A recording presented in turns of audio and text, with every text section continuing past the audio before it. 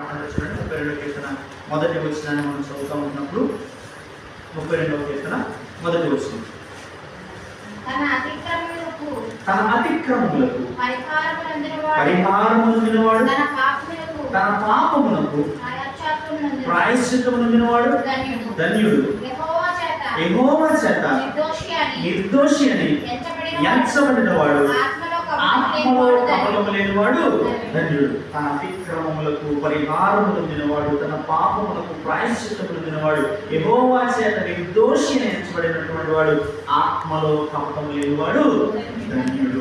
ఆత్మలో కపటము లేకుండా ఉండాలంటే మనం చేయాల్సింది ఆత్మ పరిశీలన. అది పరిశీలన చేస్తున్నప్పుడు ఏ విషయాల్లో మనం తప్పిపోయామో మనకు ఖచ్చితంగా అర్థమవుతుందండి. అర్థం కాని జీవితాన్ని దేవుడు మనకి ఎప్పటికీ ఇవ్వాలి. అర్థమవుతుంది. అర్థమైనప్పుడు మనం వెంటనే చేయాల్సింది ఏంటంటే దేవుడు